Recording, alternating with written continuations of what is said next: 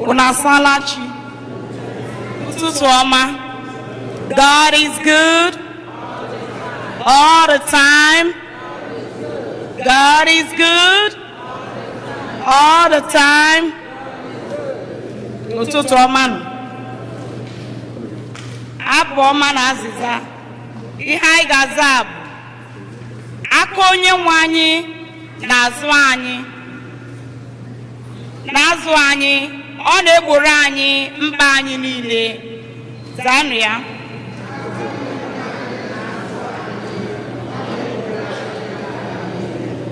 Aka Onyenwe anyị na-azụ anyị, ọ na-egboro anyị mkpa anyị niile.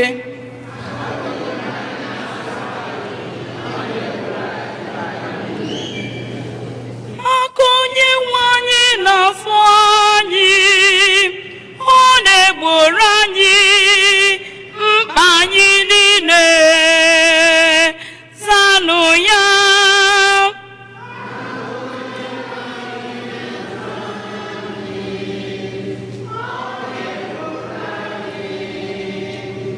Mkpa anyị niile. Zanụ ọzọ.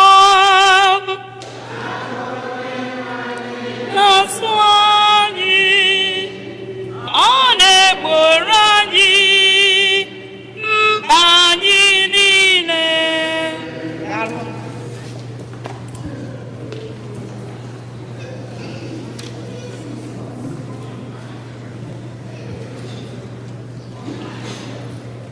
Otu dị n'Jesu. Tata bụ ụka nke 17 n'oge na-adanyeghị n'emume afọ nke 2 na-arụ ụka. Igbo Catholic Community ji obi aṅụrị ekene ezinụlọ anyị niile na ndị ọbịa niile nọ n'ime ụlọ ụka anụnwa tata na ndị niile nọ ebe dị iche iche n'akụkụ ụwa niile anyị na ha ga-achụ aja maasị tata.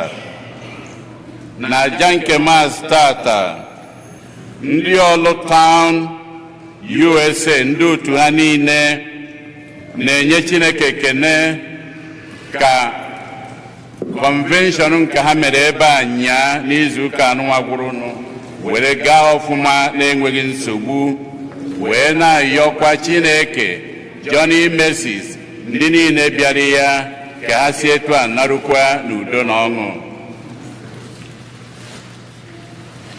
Site na eze m onye na ezinụlọ ya na-enye Chineke ekene, na-ayọkwa ihe niile site na eze m onye bụ n'obi oge ugbu a ọ na-elote mgbe eji were mụọ ya, wee na-enyekwa Chineke ekene n'isi Ijeọma eze m onye nke Chineke gbara ume o wee si n'akwa ọya ya were na-apụta. Ifeyi nwa eze na ụmụ ya na-enye Chineke ekene n'ụzọ pụrụ iche n'isi Reginald eze. Ihe niile o bu n'obi bụ ihe nke Chineke chọrọ ka ọ kwado onye oge ugbu a ọ na-elota mgbe eji were mụọ ya, wee na-ayọkwa ngọzi Chineke n'isi ya. Ezinụlọ Makụ na-enyekwa Chineke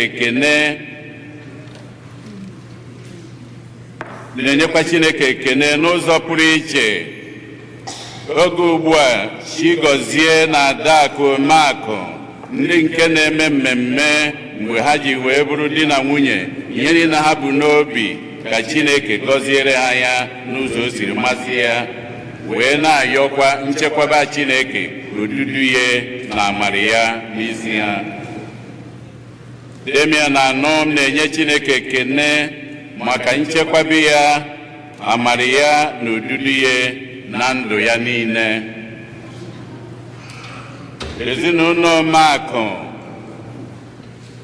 na-ayọ ka Chineke na-echekwaba na-edu Ziọra Ife Omakụ, onye nke na-eme mmemme Arịbụa eji were mụọ ya, ka Chineke na-agọzikwa ya na-edu ya. Doni na Ịma Ikebudu na-enye Chineke ekene n'isi Soluna Hel Ikebudu, onye nke gbara ofu arọ wee na-ayọ ka Chineke chekwabakwa ya na-edu ya. Frank na Louise Okoye na-asụkwa happy birthday n'isi nwa ha Nifemi Adenaike, onye nke gbara ofu arọ wee na-ayọkwa ngọzi Chineke nchekwabe ya na amara ya. Ndị ezinụlọ prayer line na-ayọ mgbaghara Chineke ka Chineke gee ha ntị na ihe ndị ezinụlọ ha niile na ndị otu ha niile bụ n'obi, ka ha na-ayọ ka ọ na-agbagharakwa ha na ndụ ha. Ezinụlọ Ga-amaka na-enyekwa Chineke ekene na-ayọkwa odudu Chineke amara ya n'isi, odudu ya na amara ya n'isi Chigozie na Adakụ Makụ, ndị nke na-elotekwa mgbe ha ji wee biri di na nwunye, wee na-ayọkwa ka Chineke na-agọzi ha na-edu ha. Ezinụlọ Ikebụdụ na-enyekwa Chineke ekene na-ayọkwa amara Chineke na odudu ya n'isi Eloka na Ifeanyị Ikebụdụ, ndị nke na-elote arọ abụọ ha ji wee biri di na nwunye, wee na-ayọkwa ngọzi Chineke n'isi ha. Frank na Georgia Eze na-ayọ maka mkpụrụ obi Virginia Adaobi nwoke Dụkọ.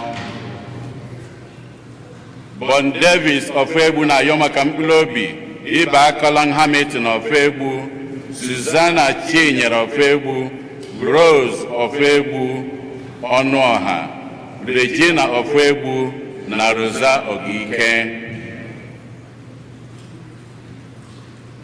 Boni na Uju Ezechukwu na ezinụlọ ya na-ayọ maka mkpụrụ obi Basil Ezechukwu, Rita Ezechukwu na Damian Ezechukwu.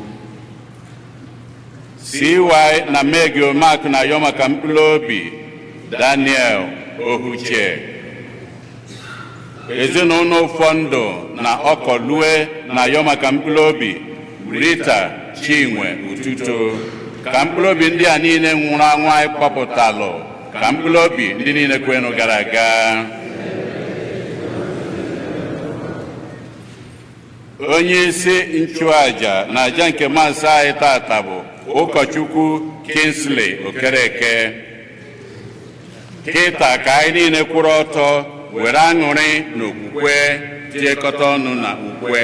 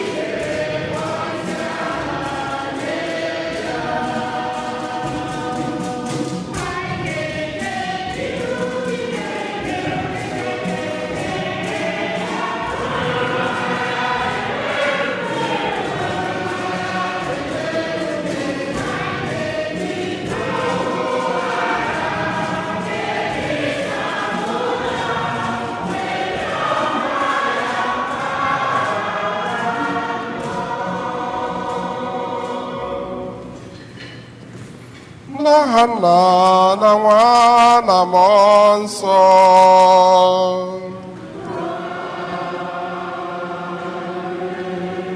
Amara na udo nke ọsọbụrụ ụwa dịrị unu mgbe niile.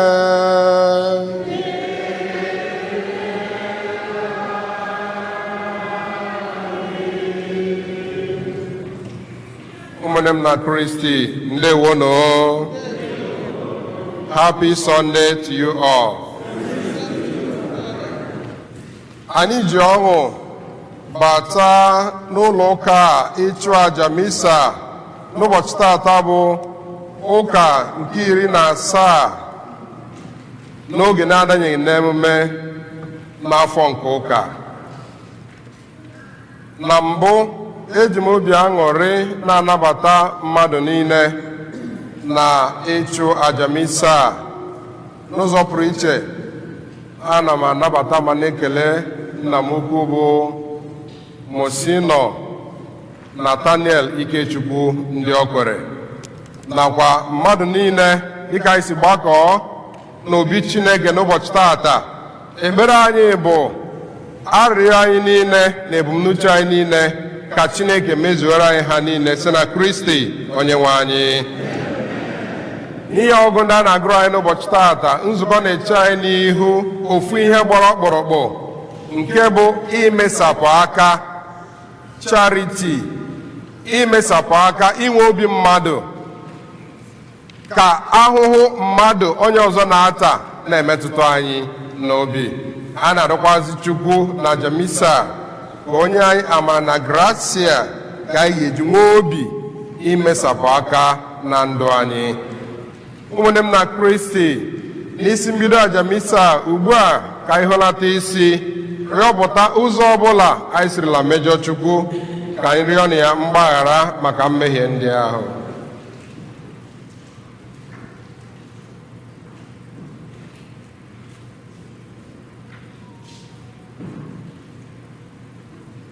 Ekwupụta m gwa Chineke ji ike niile,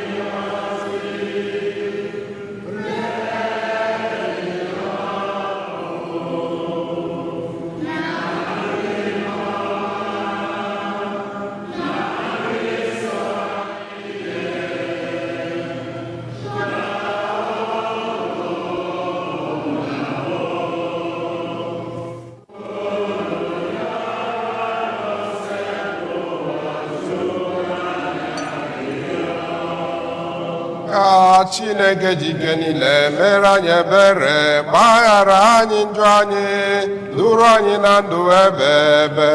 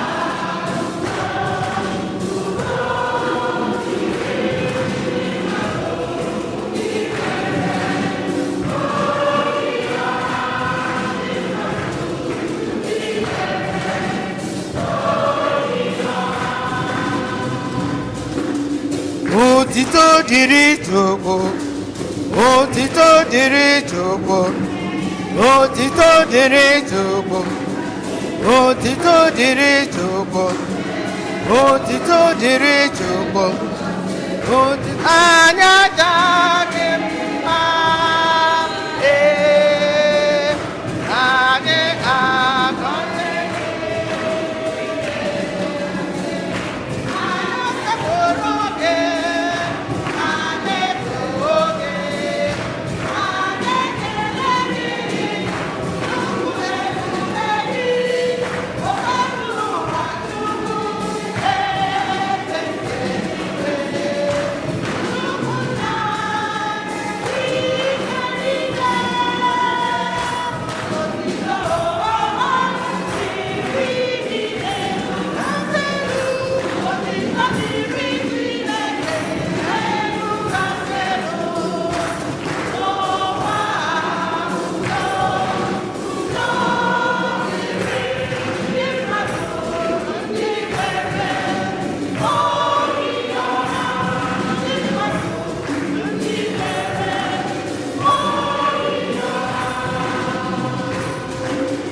Otito diri Chukwu, otito diri Chukwu, otito diri Chukwu, otito diri Chukwu, otito diri Chukwu, otito diri Chukwu, otito diri Chukwu, otito diri Chukwu.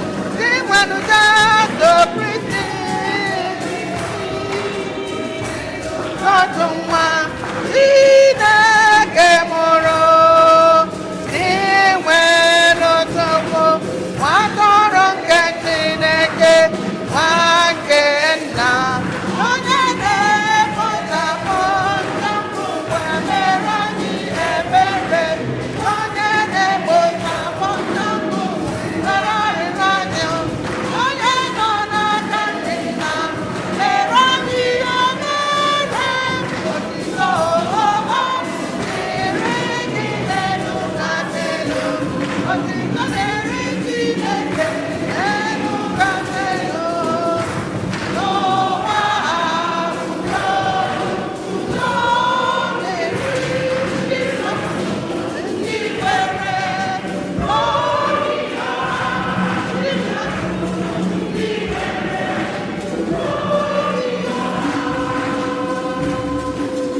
Otito diri Chukwu, otito diri Chukwu, n'elu kasị. Otito diri Chukwu, otito diri Chukwu. N'ihi na nsọ gị dị ya nsọ, nsọ gị bụ dị nwenụ, nsọ gị Jesu Kristi, kacha dị elu. Dinamoto, ebube Chukwu nna, amen, amen. Otito dịrị gị n'elu ka n'elu, otito dịrị Chineke n'elu ka n'elu. N'ụwa udo dịrị ndị mmadụ ndị nwere obiọma.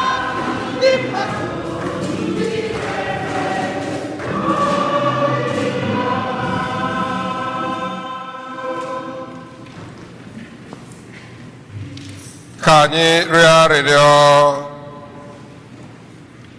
Chineke onye bụ ike anyị na nchekwube anyị, ewepụghị onweghị ihe bara uru, onweghị ihe dị nsọ. Biko mụbaa ịhụnanya gị n'ime anyị, na-edu anyị, na-echekwaba anyị, ka anyị jiri amamihe were ihe ọma nke ụwa na-agafe agafe na-agba mbọ maka ihe nke dị ebighị ebi. Anyị na-arịọ gị ihe ndị a site na di nwa anyị Jesu Kristi nwa gị, onye gị na-adị ndụ na-achị n'ịdịkọ n'otu nke mmụọ nsọ, otu Chukwu site n'ụwa tụ ụwa niile.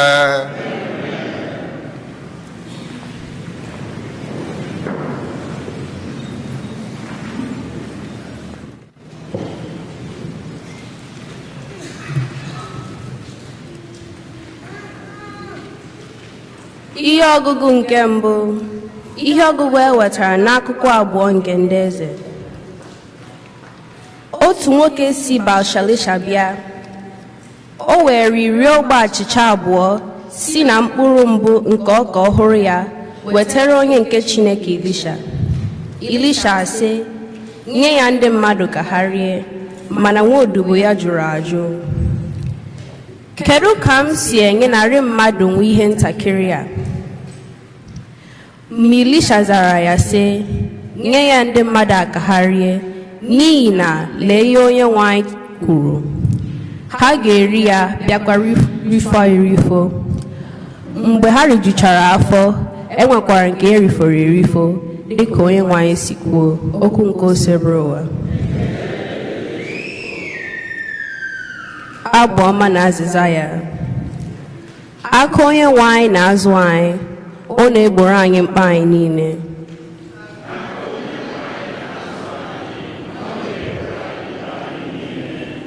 Aka onye nwe anyị na-azụ anyị, ọ na-egboro anyị mkpa anyị niile.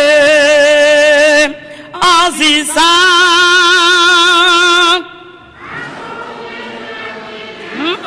anyị, ọ na-egboro anyị mkpa anyị niile.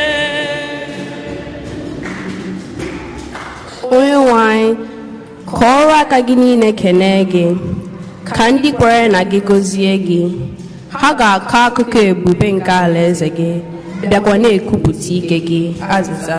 Ọ na-egboro anyị mkpa anyị niile.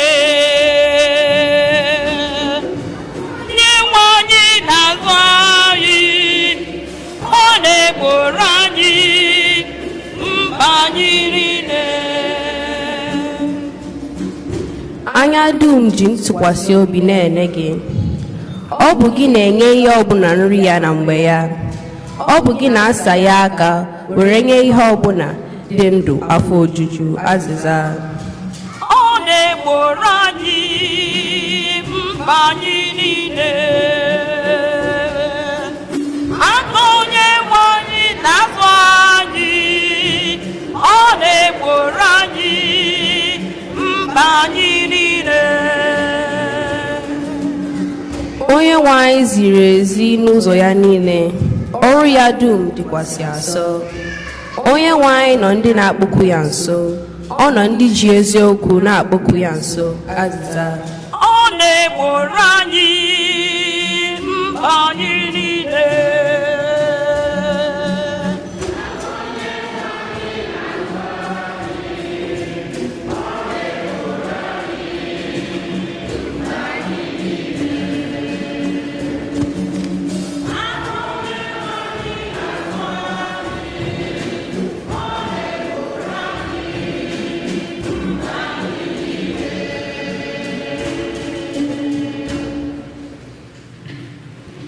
Ihe ọgụgụ ewetara n'akwụkwọ ozi Pọl dị asọ degara ndị Efesọs. Mụ onwe m bụ onye a tụrụ mkpọrọ n'ihi onye nwe anyị na-arịọ unu chegharịa dị ndụ kwesịrị ọkpụkpọ Chineke pụrụ unu.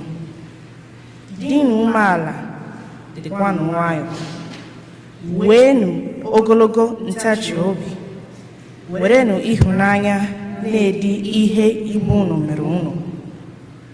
Gbanụ mbọ mee ka ịdị n'otu ahụ mmụọ nsọ na-enye gbaa mgbọrọgwụ site n'inwe obi ụtọ nke bụ ihe na-ekekọta mmadụ na ibe ya. E nwere otu ahụ na otu mmụọ, otu esiri nwee otu nchekwube e nyere unu niile bụ ndị Chineke pụrụ okwu. Ọ dị otu onye nwe anyị na otu okwukwe na otu mmiri Chukwu. Ọ dịkwa otu Chineke na nna mmadụ niile, onye bụ isi na onye nwe ihe dum, onye nọ n'ime ihe dum bịakwasị n'ihe dum na-arụ ọrụ. Okwu nke osebere ụwa.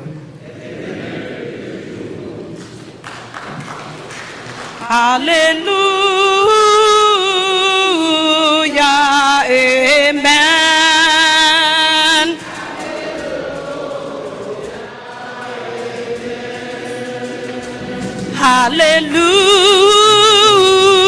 Hallelujah. Amen.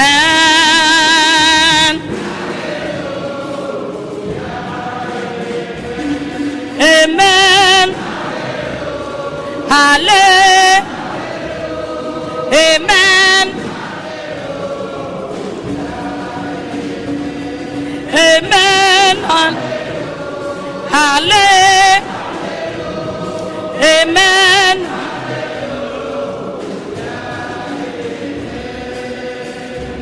Ka n'onye nwe Yesu Kristi tinye ihu n'anya.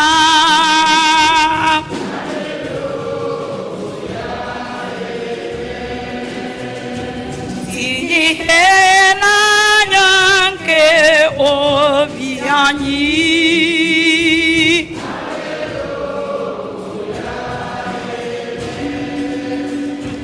Ka anyị wee hụ ka olileanya dị n'ọkụ.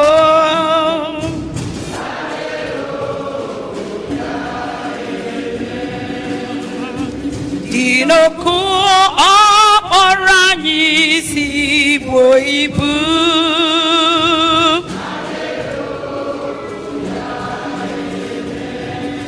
Amen. Hallelujah. Amen. Hallelujah. Amen.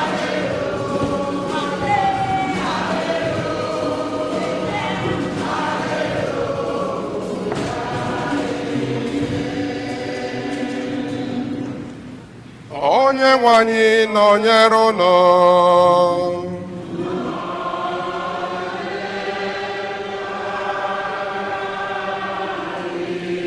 Ihe ọgụgụ nke a si n'oziọma dị asọ nke Jọn dere.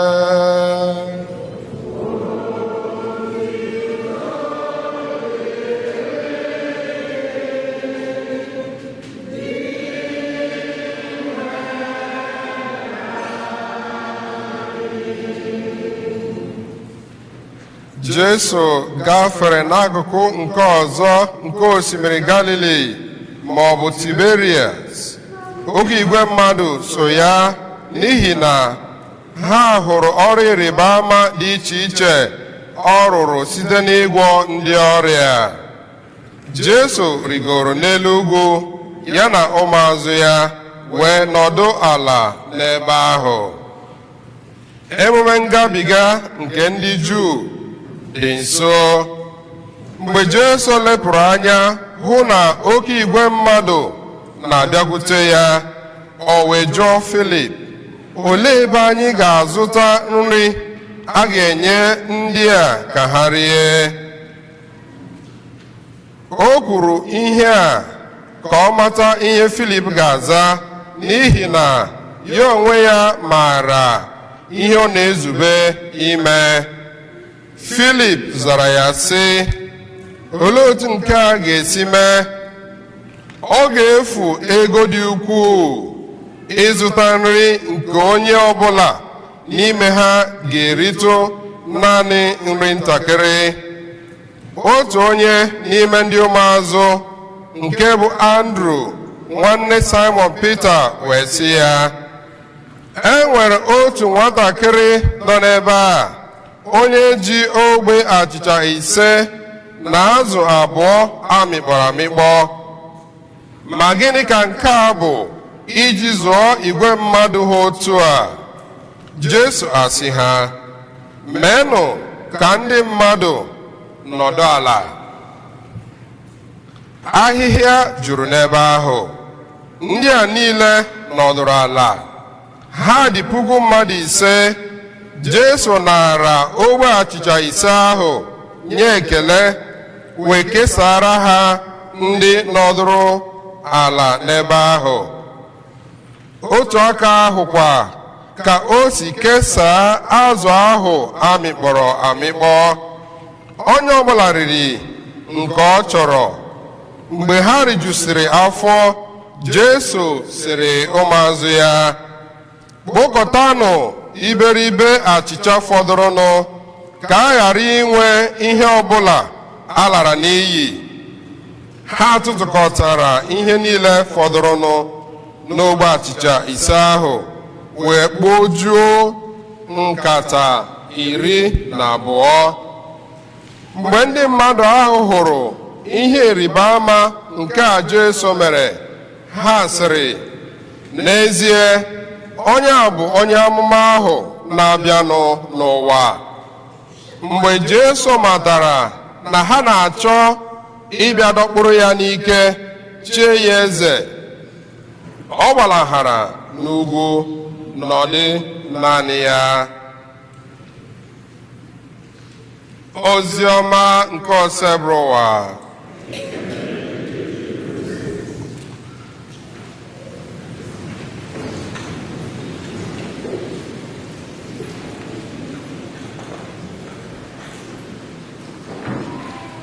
Otito dịrị Jesu. Otito dịrị Jesu. Unu ọ dịkwa mma? Ndewonu. Okwuchukwu m n'ụbọchị tata na-agbakwasị ụkwụ na ihe ndị oyibo na-akpọ the miracle of generosity.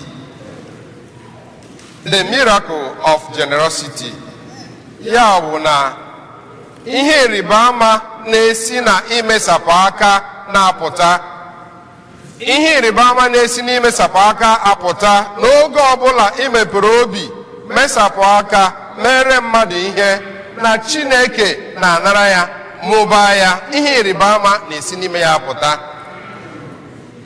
N'ozi ọma gụrụ anyị n'ụbọchị tata, ọ na-akọwa otu Jesu si were ogbe achịcha 5 na azụ 2 zụọ puku mmadụ, ya mmadụ 5,000 ka Jesu zụrụ, with 5 loaves of bread and 2 fish.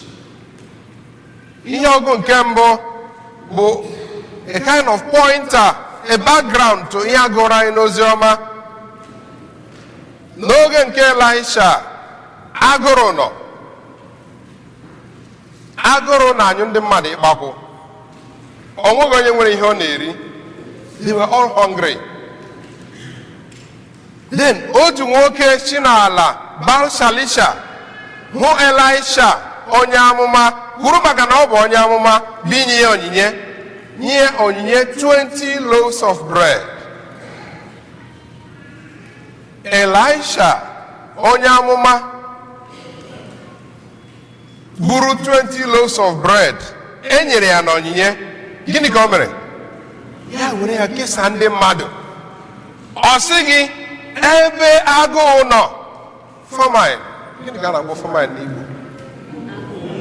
Ụnwụ nri, ụnwụ nri. Ya famine dị, agụrụ na-agụ onye ọbụla. Elisha nweta ihe a, ọ sị dị ka o deme ya, ka ọ họdụ ya dịka anyị na-esi eme, ka o deme ya ka a ga-ezuru ụmụ na ụmụ, ma ọ bụkwa ikwu na ibe, nwanne m nwoke ma nwanne m nwaanyị, ka m kesie ya ndị agbata obi m. No. Elisha si nwa odibo ya, ya bute ya ka enye ndị mmadụ nri ka ha rie, na agụụ na-agụ ndị mmadụ. Elisha bute ya. He was not thinking of tomorrow. Ọ sị dị kedụkwa nke m ga-eri echi. Ihe na ya n'isi mgbe ya bụ ka ndị mmadụ mee gịnị? Rie nri, rijuo afọ. Ya mesapụ aka. Gịnị ka Chineke mere? Chineke nara onyinye a wee mụbaa ya na 20 loaves fed 100 people. Ọ na-ọwụ miracle ka ọ? Oh, miracle. 20 loaves Elisha buru kesa ndị mmadụ zuo 100 people. Ọ bụrụ m na gị n'ụbọchị tata ka e nyere ụdị onyinye a, nga agụụ na-agụ, you are not even sure of tomorrow. Iri eke a ịdịghị sure of tomorrow. Gịnị ka anyị ga-eme?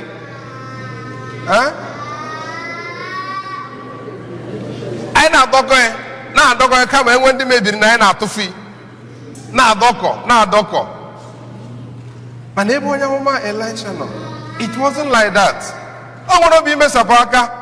Chineke nara mmesapụ aka ya, mụbaa ya, site n'ebe ahụ enwe ihe ịrịba ama. Otu ahụ ka ọ dị n'ozi ọma gụrụ anyị na Jesu na ụmụazụ ya nọ. a na-akụziri ndị mmadụ Jesu lee anya ndị mmadụ akala nkụ ana otego ha nọwara. Jesu na-asị, where do we get something to give them so that they will have something to eat? Ya jụọ Filip, ebe ka anyị ga-azụta ihe a ga-enye ndị a? Filip sị, ihe a ga-eji zụta nri ga-ezuru mmadụ niile a na ọ ga-aka nkụ, ebe ego ka anyị ga-azụta ihe dị ụtọ a? Ka a nọ na-ediskọs ihe a, ọ ga-enwe isi ma ọ ga-enwe isi, gịnị ka a ga-eme? Andrew pụta sị na o nwere obere nwa n'ebe a, o ji ọgba achịcha 5 na azụ 2. Otito dịrị Jesu. Otito dịrị Jesu. N'oziọma John, oge ọbụla enwere unnamed person, onye na-akpọghị aha ya, o nwere ihe o bu n'obi. And ihe ahụ o bu n'obi bụ na onye a na-ekwu maka ihe ahụ bụ mụnwa na gụnwa. Ya bụ na ebe ahụ na-ede ka ịhụrụ ọ sị na Filip ka ọ jụrụ. Then Andrew bịa sị na o nwere onye ji ogbe achịcha 5 na azụ 2. Ọ kpọghị aha onye ahụ. Ihe bụ n'obi ebe ahụ na it is left for you and for me. Na ọ mụ na gị ka a na-ekwu okwu ihe a. Onye ahụ na-akpọghị aha ya, all of a sudden Philip sị, onye ahụ nọ aga m itie, ọ sịghị, hey, ihe bụ sọsọ papa m sị m dobe ya, mama m sị m dobe ya, nke ahụ ka a ga-eri. Freely and happily he gave it. Chineke mee gịnị? Chineke nara onyinye a mụbaa ya. Jesus performed this miracle because of the generosity of that boy. Through the generosity of that little boy, Jesus rụọ ọrụ ịrịba ama. The miracle of generosity. Oge ọbụla iwe n'obi na-emesapụ aka, Chineke na-anara onyinye ahụ. Not just ịnara ya, he multiplies it. Mee ya zuore ndị mmadụ n'ụzọ ị na-agaghị atụba anya ya. Ụmụnne m na Kristi, ofu ihe m chọrọ ka ọ banye onye ọbụla nọ n'ibe a tata n'isi, onye ọbụla n'ime anyị, ọ banye onye ọbụla n'isi n'ụbọchị tata bụ, no matter your condition, no matter what you are going through, no matter ụdị ihe isi ike ị nwere ike iche nọ gị n'isi, o nwere ndị ka mma. Ọ bụ eziokwu. O nwere ndị ka mma. You can reach out to people. You can help somebody. Last Sunday, m na-ekwu okwu Chukwu ka m na-akọrọ unu na Nigeria taa, obodo igwe. Agụụ nọ. Ihe siri ike. It is unimaginable. Na Friday ka anyị nọ na-eme osu na akọrọ m na ya si Jos shi Nigeria lụ. N'agụrụ nọ, sị Edebosi ebi m na Nigeria. Mbọsa nọ sị ihe a hụrụ n'ụlọ ọjọọ 3 weeks ago gosi Nigeria lọta. N'agụụ na-agụ ndị mmadụ. Things are getting bad, getting worse every day. Last Sunday ka m na-asị ndị nọ na Nigeria, for them, onye ọbụla n'obodo oyibo ihe dịrị ya mma, ọkwa eziokwu. Ha na-akpọ kọl. For onye nọ n'ụlọ, onye ọbụla n'obodo oyibo, o wee zuorele ya. Ha amaghịkwa n'otu o si dịrị n'ebe a. Ndị n'obodo oyibo na-atakwa ahụhụ dị egwu. Ha na-ata ahụhụ dị egwu. I have been here since the last getting to 2 weeks now, 1 week plus. Eburela m anya m abụọ hụ. Onwe onye nwere time for the other. Onye ka na-aga, onye ka na-abata, ọ na-aga ọrụ in some families. Onye ka na-aga ọrụ olu n'abalị, nwunye ya gaa n'ụtụtụ, ya leta ụmụaka, a na-eme ya taa. Onwe onye nwere time, a na-ata ahụhụ. Ndị nọkwa n'ụlọ chere na ego si n'elu na-ada n'obodo oyibo, ọkwa eziokwu. Ahụbeghị m ochie ha na-amị ego. Aka m na-achọ ebe ka ọ nọ, biko. Oto dịrị Jesu. Ihe m na-akọwa wee bụrụ, ọ bụ eziokwu na ihe esigburu ike. Ndị n'obodo oyibo ihe na-esigburu ha ike, ha na-atakwa ahụhụ. Mana ụzọ ụlọ anyị n'ọlụ, enwere ile anyị na-ata, asị aba aka ụlọ mma. Aba akatukwu ụlọ mma, ya wụ saịdị anyị, onye pụrụ aba o biliela ize. So ya believe na onye ọbụla biliri ize n'oge onye nọ n'ụlọ mma, ya wụ aba akatukwu ụlọ mma. Emekwa elu m ala, ihe siri ike nga chikwe n'ụlọ, egwu na-ekwu oziọma mma agbaghasị ụkwụ na-emesapụ aka. Ndị a na-akpọ kọl na-esi n'ụlọ na-akpọ nwoke onye ọ dịrị izi ma mma mmadụ ma onye nọkwu nga ma na nke bụ eziokwu bụ na ọnwụ otu o si dịrị gị that you can reach out, you can help. Ụmụnne m na Kristi, ana m arịọ unu, there is joy in giving more than in receiving. And na oge ọbụla iwepụrụ aka mere mmadụ ihe, Chineke na-agọzi gị and Chineke ga-anara ihe ahụ i nyere mụbaa ya. It is a fact. There is a miracle in generosity. Ọtọsọkwa ya dịrị. So onwe onye na-akpọ oku o bụ ndị nọ n'ụlọ na-edistọb too much. Ha na-enye nsogbu dị egwu. Anọ m n'ụlọ ebi m na Nigeria. Nwa wụ fada awa anabata oshidere. Enwere ihe fada na-arụ, o nwere time si egweta ego. But I know the number of calls every day. People now ask for help. Onwe onye ga-enye nwere aka ya bụ isiokwu n'ụbọchị taata. Ọtọ ọbụla na-esila dị Elisha ka e bunyere 20 loaves of bread ebe agụụ nọ. Ọ sị gị ka ọ dosa ya ka ịlụ ụmụnna ya riwe. Ọ sị gị ka o bunye onye ka ma onye ya bupụta ya kesaa onye ọbụla. Chineke nara ya gọzie ya bụ onye amụma sikwa n'ebe ahụ rụọ ọrụ ebube. Jesu nọ na-akụziri ụmụazị anyị n'ozi ọma.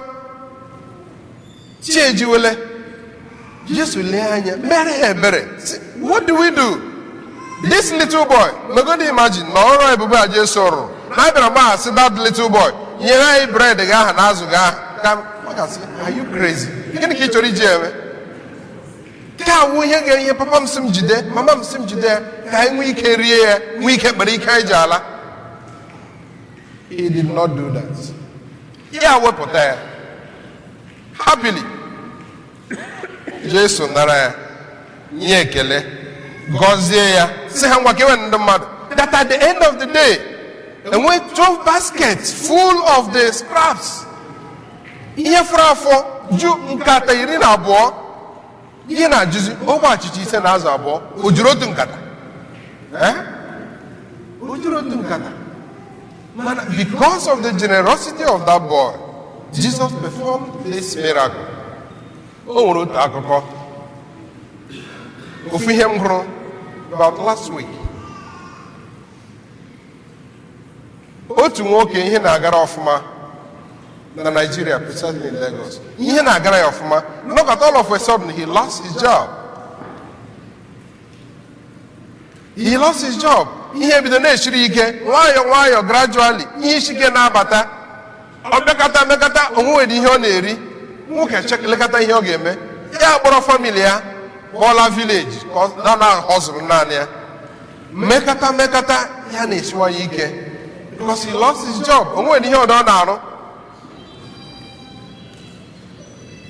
It got to a point na this man had nothing more left. Ya bido na-erechi ihe niile one by one. Na-erechi ihe bidozie na-agagharị n'ụlọ na-achọ ebe ọ ga-arụ ọrụ. Ike gwabịa n'ụlọ ya aka ọ ga-asị na o nwere akwa a ga-asara ọnụ dị mkpa mmadụ. Ihe makara ọnụ mere eme is a true life story. Dị mkpa mmadụ ọ bịa n'ụlọ ya aka ụlọ nwere akwa a ga-asara ọnụ ndị mmadụ achụpụtacha akwa ya ọsawasara ya mụnye 500 or 1000 ya were ego dịrị eri. Ọ bịa n'ụlọ ka ya aka ọ nwere ọrụ a ga-arụrụ ọnụ. Ihe ka this man megide ihe na-esiwanye ike till a point nwoke ree fonu onwere ọtọ rọrọ ya ree fonu onwe ike rigodi ike bụri risa anyị onwere fonu ya na-agagharị pụtakọ aka n'ụlọ nwoma ndị mmadụ mepee ụzọ ya sị o nwere ọrụ o nwere ike inye ndị mmadụ sị ya bata n'ụlọ ya ruru ahịhịa ngwa ya weta mma sọọ ahịhịa niile nọ nga ndị mmadụ dị happy si ngwa ego ole ka ị ga-ana ya sị ya ga-ana 3,000 naira 3,000 naira. Nwoke chọrọ inye ya ọrụ ike ewe ndị mmadụ chere ọ ga-asị ya 10,000 that's 3,000 naira. Ndị mmadụ sị ya mba aga m enye gị 5,000 naira. Dị mgba mmadụ na-awụli elu anya mmiri na-agụsụsị ya n'anya ya na-awụli elu. Tupu o bido ọrụ nwoke na-enye ya ọrụ ga-kwadoro ya breakfast yie akwa nye bread na tii rụrụ arụ nye ya ṅụọ tii rụrụ arụ ọ ga-awụ iwe ọkụ ọbụ ọta ọ gada awụfu odo dịrị Jesu. According to this narrative, asị ozugbo e butere tii a dimkpa mmadụ anya mmiri bịa ọzọ na-agụsisi ya na ya n'ebe ahụ. Nwoke na-enye ya ọrụ na-ajụ ya ọ gịnịwa na throughout the day before na enweghị ihe oriri agụụ ka ji ya ewe agụụ ha ka ọ kara iji sụọ ahịhịa ya kara nne na-ebe akwa besa akwa rigoro ike were rijuo afọ sọọ ahịhịa sụcha ebe niile tupu ya lawa nwoke ahụ kwụọ ya ụgwọ kwụọ ya 5,000 ya dị happy. The man lekata how excited and happy onye a dị ya were complimentary card ya nye ya si ya biko na ya ga-agbalị ilegharị anya mara ma enwere ihe o nwere ike imere ya organize na ya kpọọ ya na after some days ya kpọghachi ya back ka ọ mara ihe o nwere ike imere ya oge tohapụ akwa ọzọ ha bewa ya si ọ gịnị the week before ka ọ rere phone ya jigodiri enyi the week before ka ọ rere phone o nwere ọtọrọ ya arụ nwoke elekọta anya o nwere phone ochie o chenji n'ọbụ n'ụlọ ya ọ na-eyuzu wee ọ tụgburu n'okpuru bed ya gaa n'okpuru bed tụpụta ahịa yọsasha dust ihe nwoke si ngwa ịlara otinye sim kaadị gị n'ime phone a kpọọ m ka anyị mara ihe anyị ga-eme. Nwoke a were phone a larụ chaji ya tinye sim kaadị ya. The very first call batara na phone a mgbe nwoke a jiri sim kaadị ya wụ ọ gaghị ochie ebe ahụ o lụzuru ọrụ ọ gaghị ochie kpọwa ya na-etisi I've been looking for you everywhere since 2 weeks I've been calling ebe ka ị nọ ere phone ya ere kọwara ya na ugbu a ka somebody nyere phone ya tinye sim kaadị ya ọ gaghị asị ya home tomorrow iche ahụ ya gbara gaa. Gịnị ka nwoke a na-achụrụ ya? He wanted to reinstate him.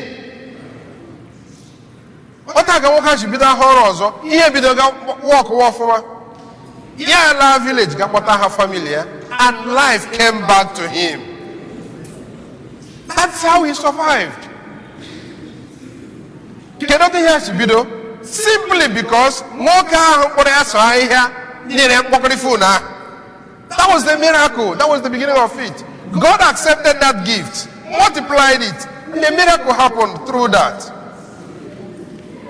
Ihe ọbụla i nyere mmadụ, you may not know. True, you may not know. Mana, ịmaghị uru ọ ga-abụrụ ya nga ọha. Asịkwala na ọ pere mpe. Asịkwala I don't have enough. Yes, you can always give. Ọwụ mgbe o juru ụlọ ka ị nwere ike isi ngwa ugbo enwe neme enough ọ na-eju eju onye nwere 1,000 naira na-enyere mmadụ ọbụla ahụ 1 naira o nwee 1 million naira ọ ga-enyenwu mmadụ and o nwee 10 million ọ ga-enye mmadụ. Unu kwere ekwe? God bless you. That is a fact. Ọ bụrụ na ị nwere 5,000 naira is all the too small agaghị m esi n'ime enye mmadụ onyinye enyegoro gị 5 million naira inwe ike inye ya mmadụ maka ọ na-eju eju. So from the little you have, you can reach out to somebody, you can help somebody, you can better somebody's life. That is a summary of ihe ọgụ niile na-agara n'ụbọchị tata. Onye amụma Elisha mesapụrụ aka nwatakịrị arụ n'etiti ndị na-egere Jesu ntị mesapụ aka site n'ime ya Jesu rụọ ọrụ ebube.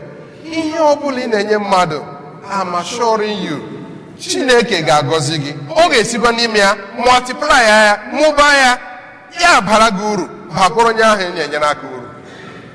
Ọta ka ọ dị ụmụnne m na Kristi.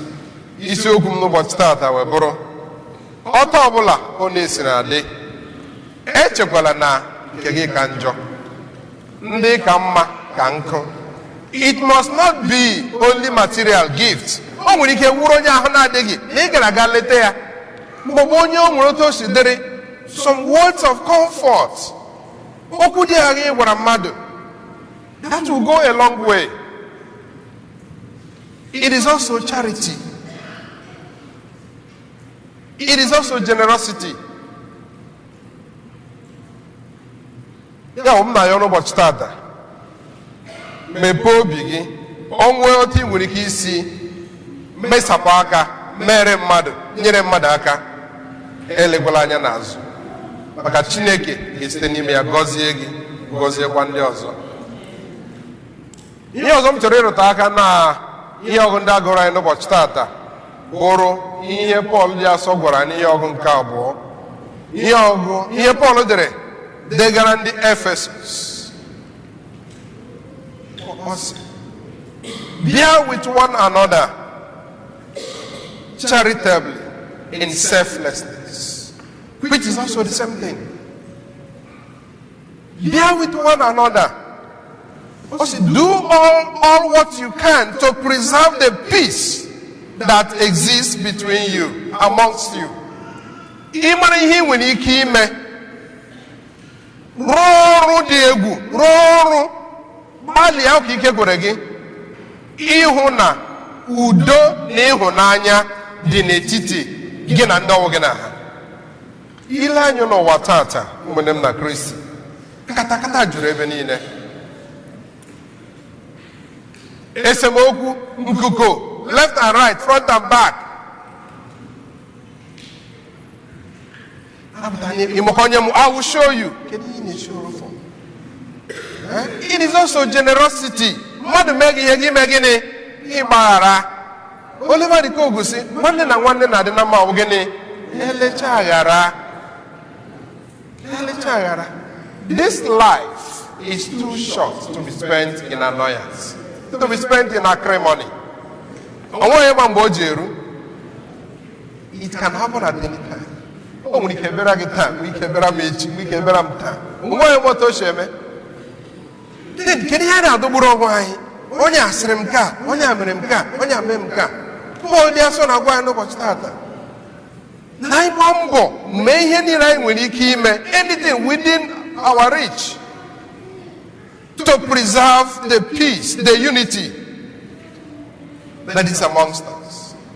Ya na mmechi okwu m, onye ọbụla otu ọbụla na-esi na dị onwe onye mejọrọ gị ma onye gị na ndị ka okwu. Maybe today God is inviting you, God is inviting me. Reach out to this person. Ofu ihe ga na-aga n'isi ugbo ahụ. Ọkwa ebe n'ugbo asọ m ibu ụzọ kpọọ. Ọkwa eziokwu. Oto dịrị Jesu. Ọkwa ebe ugbo asọ m iburu ụzọ kpọọ. It cannot lead us anywhere. Enweghị ebe ị ga-eduga anyị. Asọ gị iburu ụzọ kpọọ gị na-emezie. Ihe na ụfọdụ ezinụlọ etisachala. Gịnị ka a na-azụ? Power. Onye kara nwa ego, onye kara mara ihe, onye kara mara akwụkwọ, onye kata ogologo. What is it? Do all what you can to preserve the unity that is amongst you. Ụmụnne m na Kristi, na Jemisa n'ụbọchị tata ka arịọ ọnụ Chineke ka onye anyị amara na gracia inwe obi imesapụ aka na onye kwezi anyị obi mgbaghara mgbe ọbụla mmadụ mere mejọ anyị. Udo dịrị unu.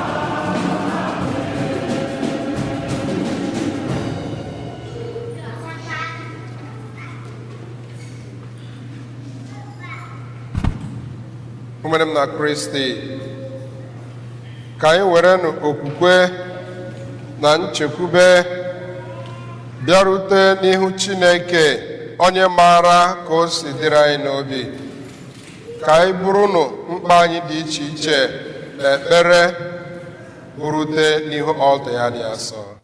Nnatọ ntị gị na-aza anyị o, Chineke tọọ ntị gị na-aza anyị ekpere o, ndị njọ ka anyị bụ, ogbenye ka anyị bụ n'ụwa, eze tọọ ntị gị na-aza anyị o, za anyị o.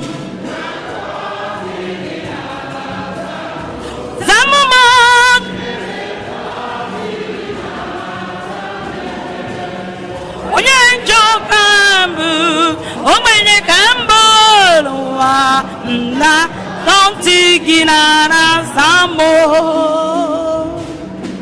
Maka ndị na-akụzi ozi ọma Chineke n'ụwa niile, ọ kasị ndị na-akụziri ụmụaka ka ha jiri obi aṅụrị, ịhụnanya na ndidi na-edu ma na-agbaziri ụmụaka niile anyị arụgidewe. Ndị njọ ka bụ, ogbenye ka bụ n'ụwa o, eze tọọ ntị gị na-aza anyị, za anyị.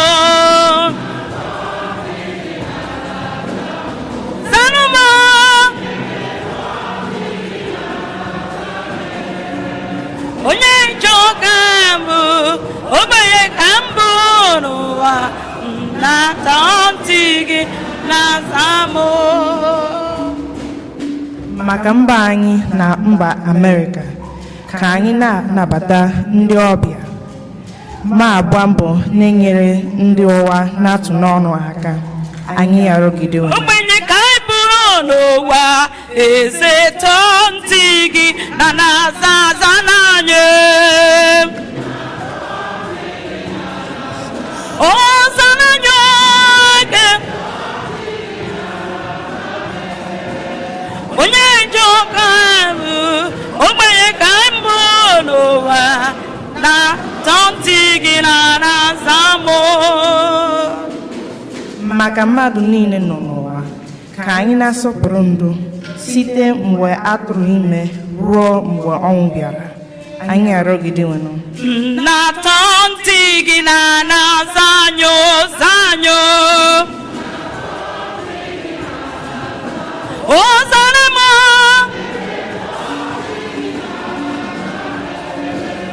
onye njọ ka mbụ, ogbenye ka anyị bụ n'ụwa, eze tọọ ntị gị na-aza m. Maka anyị niile nọ n'ebe a, ka anyị na-echeta na ekpere anyị oge niile, ụmụ ogbenye na ndị na-enwe ebe obibi, na-enwe okwukwe n'ịhụnanya Chineke, anyị arụgide. Ndị njọ ka anyị bụ, nyere n'anya ka Chukwu ebube o, eze tọọ ntị gị na-aza anyị, za anyị. Ozara m,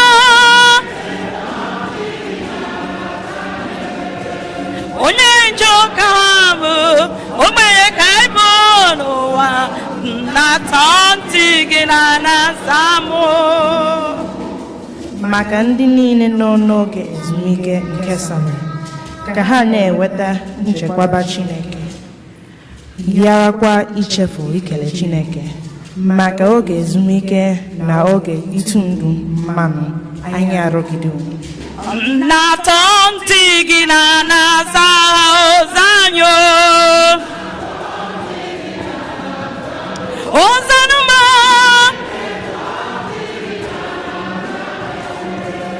Onye njọ ka mbụ, ogbenye ka mbụ n'ụwa, na-atọ ntị gị na-aza m.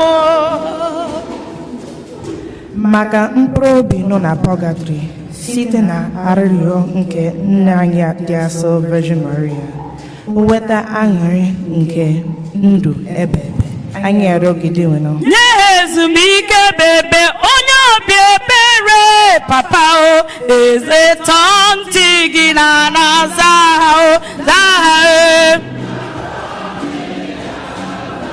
o. Ozanuma onye njọ ka mbụ ogbenye ka mbụ n'ụwa na ntị gị na zamụ.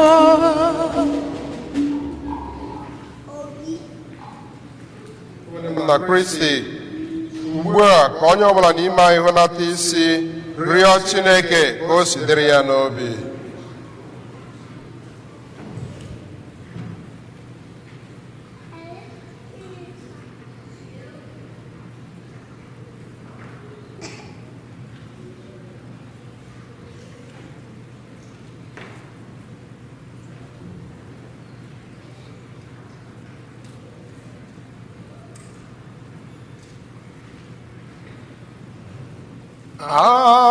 Atụkwasịla m gị obi, o Chineke,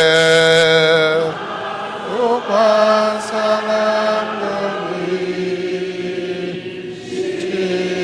Chineke, atụkwasịla m gị obi.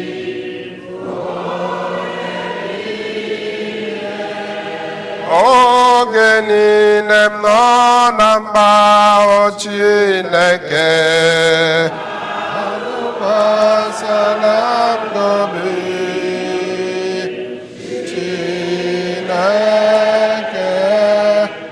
atụkwasịla m gị obi.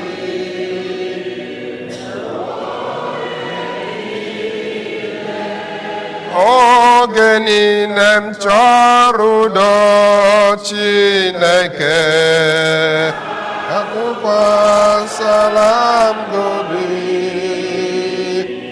Chineke, atụkwasịla m gị obi.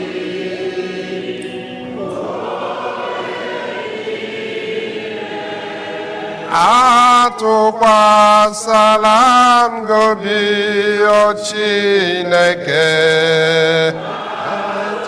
atụkwasịla m gị obi,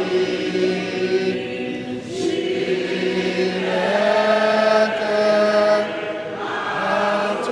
atụkwasịla m gị obi.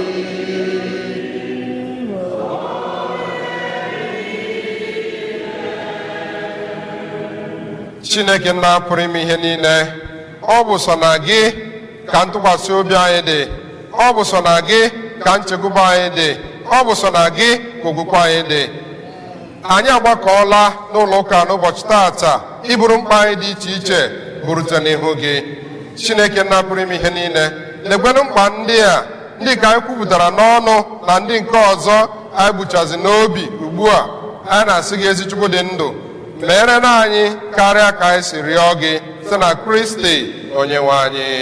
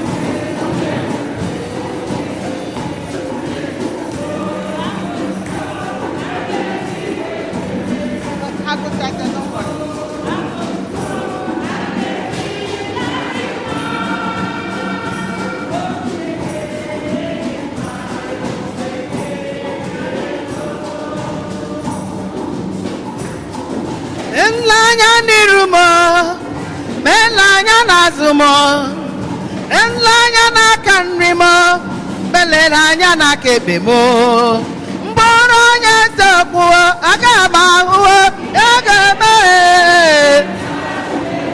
asa m na ga-ahụ arụ ike gị ga-abụ ndị nwere ga-abụ ịmanakọ n'ụba gị ga-abụ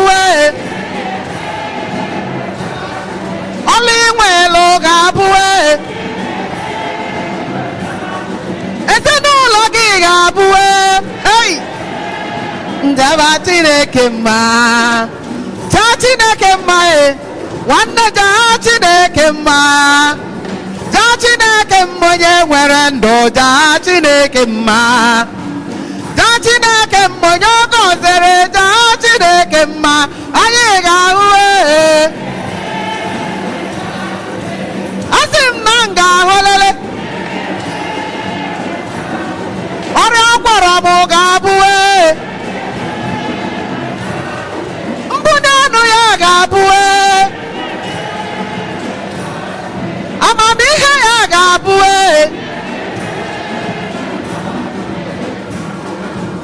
jaa Chineke mma nwanne m nwaanyị jaanụ Chineke mma jaa Chineke mma nwanne m nwoke jawa Chineke mma jaa Chineke mma onye nwere ọmụmụ jawa Chineke mma jaa Chineke mma onye ọ gwọrọ ọrịa jawa Chineke mma anyị ga-ahụlele anyị ga-eme asa m na anyị ga-ahụ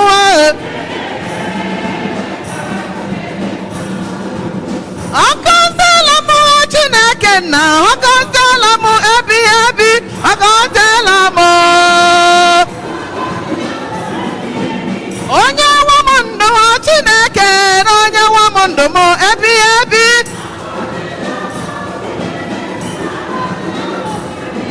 Chimlele ọ gọziri m agọzi ọ papa gọziri m agọzi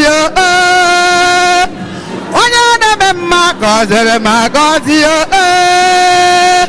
ọ dị m egbe Juda gọziri m agọzi ike nkwa bamba gọziri m agọzi ụmụ Chineke ọgọziela m Chineke na ọgọziela m ebighị ebe ọgọziela m ọchọ nwa m mma onye na-eme mma na ọchọ nwa m mma ebighị ebe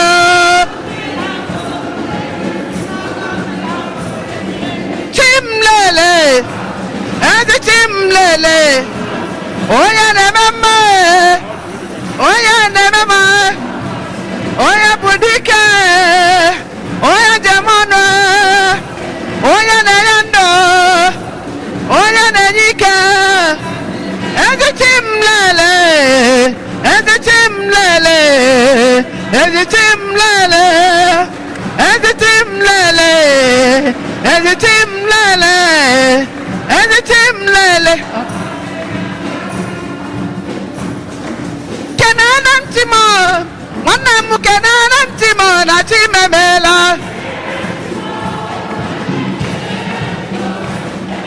kenana ntị m onye nyere m ndụ dọnụ kene ya nacha onye dị mma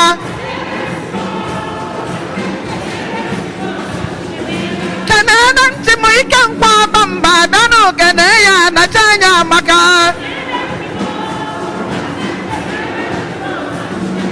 kenana ntị m sara m kene ya nacha onye dị mma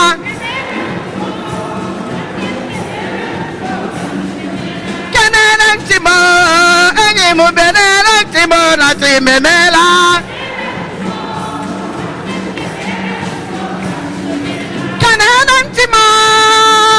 kenana ntị m na-acha onye dị mma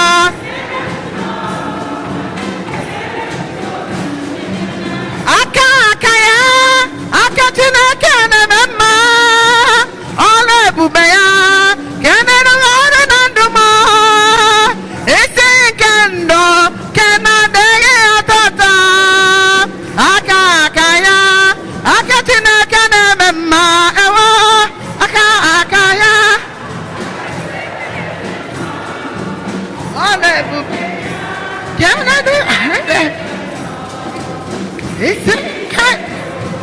na-adịghị atata aka ya aka Chineke na-eme mma aka ya aka Chineke na-eme mma ọrụ ebube ya ga-erugharị n'ebe anyị nọ esoghị nke ndụ ga na-adịghị agbanwe aka ya aka Chineke na-eme mma ewo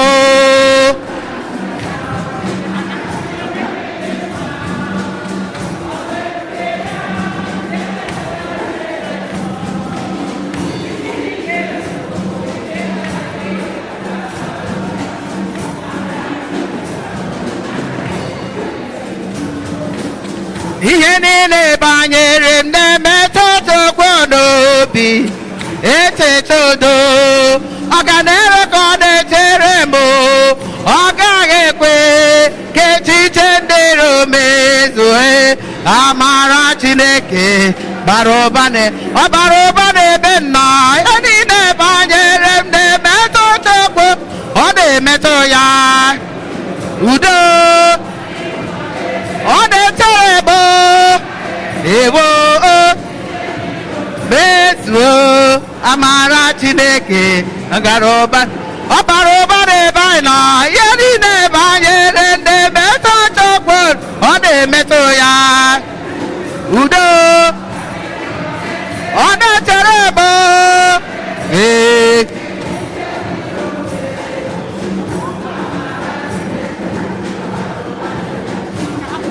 ị ga-asị m efela ya ọ gị ga-emere m ihe ọ na-emere m ị ga-asị m efela onye na-eme mmemme nwere m ihe m na-arọnụ ya o aha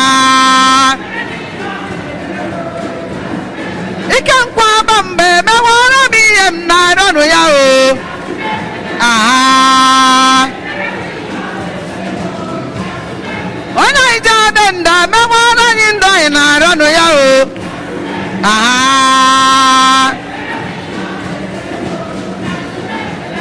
ayọrọ m bịa udo onye m udo onye kwasa m ọzọ ị ga-asị m efere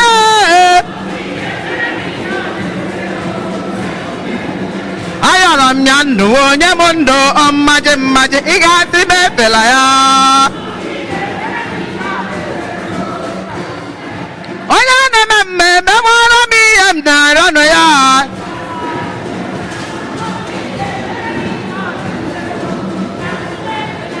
Hallelujah, hallelujah, hallelujah, amen, amen, hallelujah, hallelujah, hallelujah, amen, amen, amen.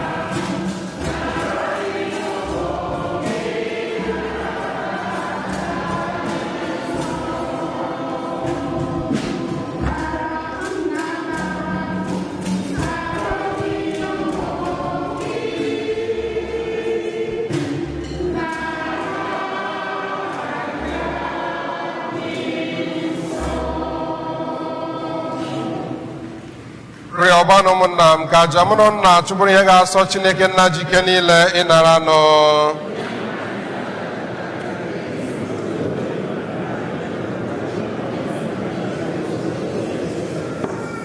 Onyenwe anyị, biko nara onyinye ndị a anyị siri n'ọtụtụ onyinye i nyere anyị ghọtara gị. Mee ka ike amara gị nke na-arụ ọrụ ihe dị omimi nke a kacha nsọ doo omume anyị nsọ na ndụ a, were dubata anyị na aṅụrị dị ebighị ebi n'ụwa ọzọ. Anyị na-arịọ gị ihe ndị a site na Kristi Onyenwe anyị. Onyenwe anyị nọnyere unu. Welite n'obi elu ka anyị nyere dị nwanụ na Chineke anyị ekene. Ọ kwesịrị ezie bụrụkwa ihe ziri ezi na-azọ ndụ na anyị ga-enye gị ekele oge niile na ebe niile. Nna dị nsọ, Chineke ji ike niile, onye dị ụwa tụ ụwa si na Kristi dị nwe n'anyị, onye jiri ihe ebere o nwere maka mmehie mmadụ kwere ka a mụọ ya na Virgin Maria. Ọ gbapụtara anyị n'ọnwụ ebe ebe si n'ọnwụ ọ nwụrụ n'elu obe, bịa si na mbilite n'ọnwụ ya nye anyị ndụ ebe ebe. N'ihi nke anyị na-eso igwe ndị mmụọ niile nke eluigwe na-eto ebube gị oge niile na ukwe na-ekwe.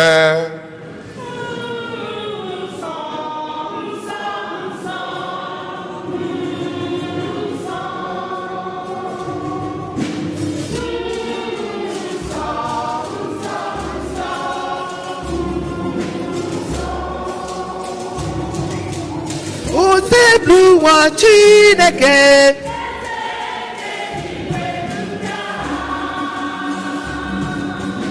Uteblụwa Chineke,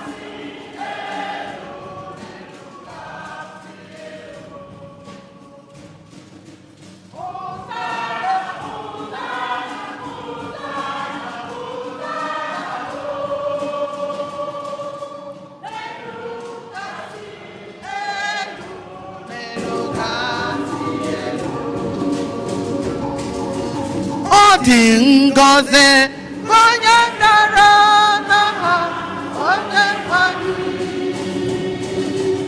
Ọ dị ngọzi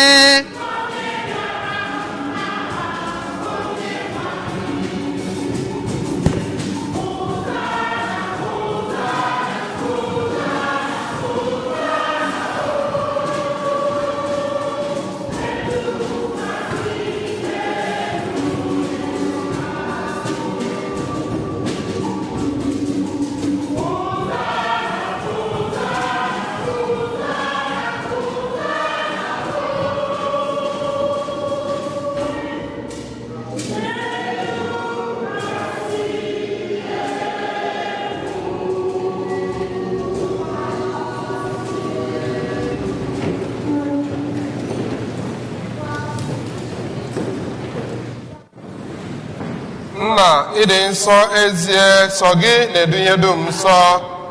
Anyị na-arịọ ka ide onyinye ndị a nsọ site n'ịkwasa mmụọ gị, ka ha wee ghọrọ anyị ahụ na ọbara nke Onyenwe anyị Jesu Kristi,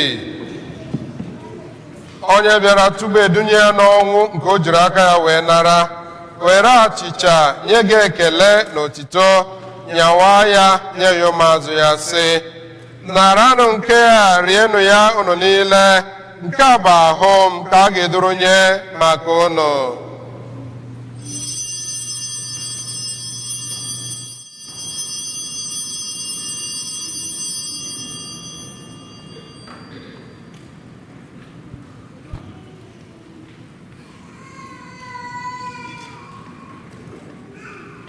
otu agwa ka o si mee mgbe ha richara nri anyasị o bulu iko mmanya nyekwa gị ekele na otito bunye ya ụmụazụ ya sị naranụ nke a ṅụọnụ ya unu niile nke a bụ iko nke ọbara m nke ọgbụgba ndụ ọhụrụ dị ebe ebe a ga-agba ya n'ihi unu na n'ihi mmadụ niile ka e were gbaghara njọ na-emenụ nke a na ncheta nke m. The blood of Jesus set me free from sin and sorrow. The blood of Jesus set me free. The blood of Jesus.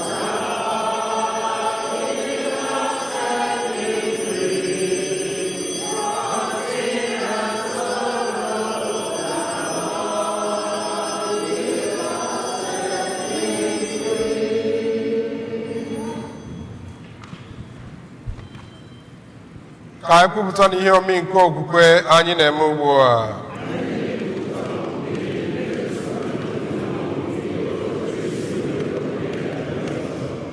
Nna, na ncheta nke ọnwụ na mbilite n'ọnwụ nke nwa gị, anyị ebunye gị achịcha nke ndụ na iko nke nzọpụta. Anyị na-ekele gị n'ihi na ị kwere ka anyị dị mma ịkwụrụ n'ihu gị na-efe gị. Anyị ji umeala rịọ ka anyị bụ ndị na-anata ahụ na ọbara nke Kristi bụrụ otu site na njikọ nke mmụọ nsọ.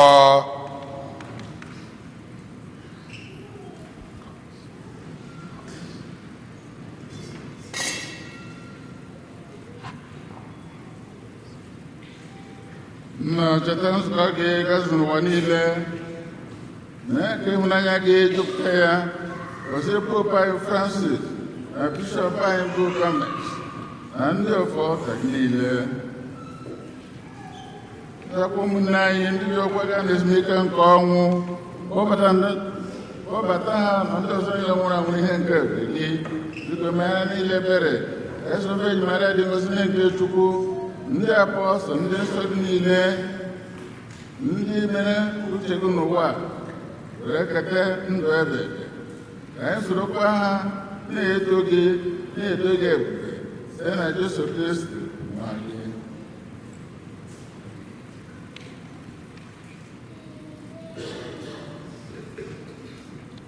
Ihe niile kere eke na-eso ya bụ Kristi na-esikwa n'ime ya na n'aka ya na ịdịkọ n'otu nke mmụọ nsọ na-enye gị bụ Chukwu nna jike niile nsọpụrụ na otuto niile site n'ụwa tụ ụwa niile.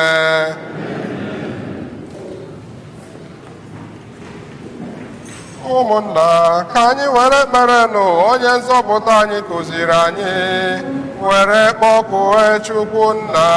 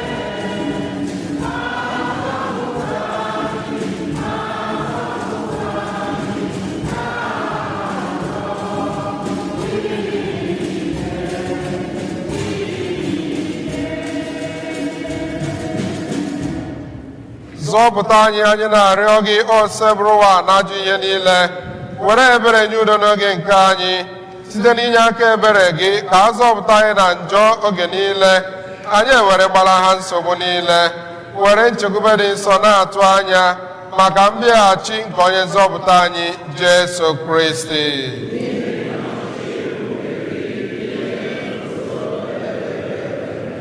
onye nwe anyị Jesu Kristi, ị gwara ndị apọstọl gị, udo ka m na-ahapụrụ unu, udo nke m ka m na-enye unu. Biko dị nwenụ, elekwala anya na njọ anyị, kama lekwasị anya n'okwukwe nke nzukọ gị. nye ya udo na ịdịkọ n'otu mgbe niile ka uche gị siri chọọ, gị bụ onye dị ndụ na-achị ebe.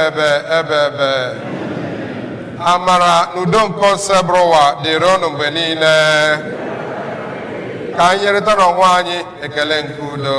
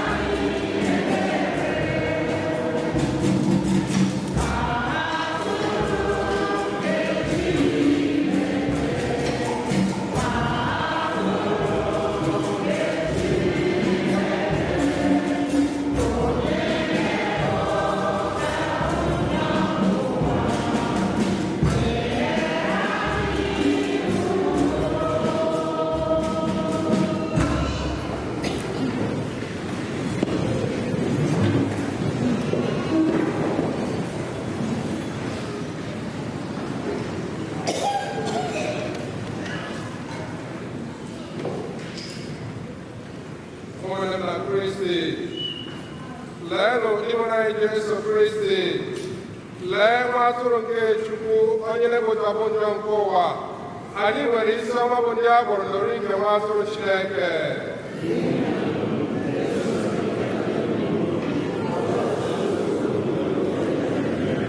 Ka ahụ na ọbara Kristi chekwaba anyị ruo na ndụ ebe.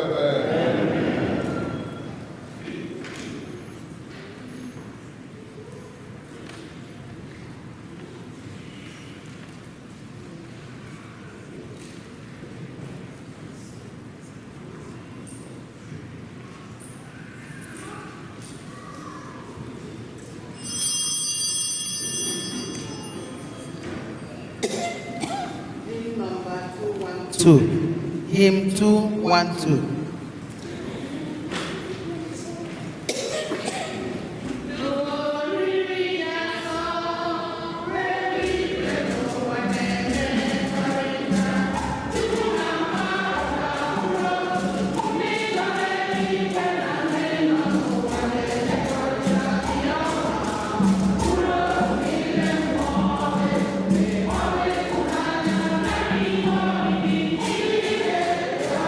Yeah.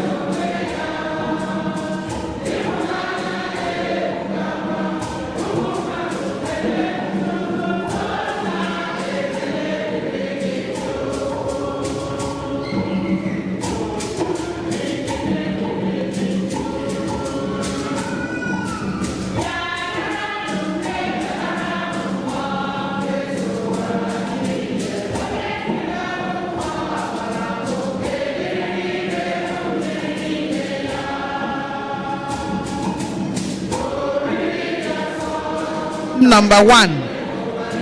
Hymn number 1.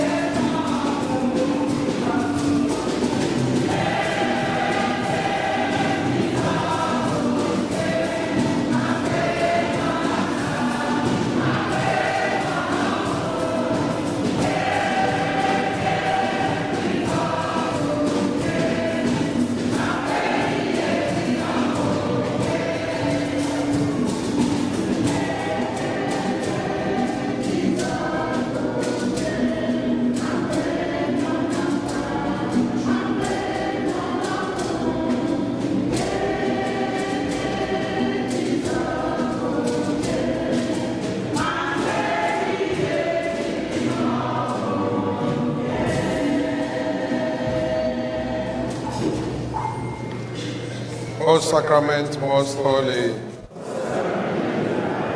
All praise and all thanksgiving be every moment thine. O sacrament most holy, O sacrament divine, all praise and all thanksgiving be every moment thine. O sacrament most holy, O sacrament divine, all praise and all thanksgiving be every moment thine. Ka anyị rịọ arịrịọ. Iwanụ, anyị eriela oriri ahụ na ọbara Kristi bụ ihe ncheta ebighị ebi nke ahụ nke nwa gị. Anyị na-arịọ biko mee ka oriri nke a wetara anyị nzọpụta nke nwa gị Jesu Kristi nyere anyị n'ịhụnanya nke ọnụ na-enweghị ike ikwupụtacha. Anyị na-arịọ ihe ndị a sị na Kristi Onyenwe anyị.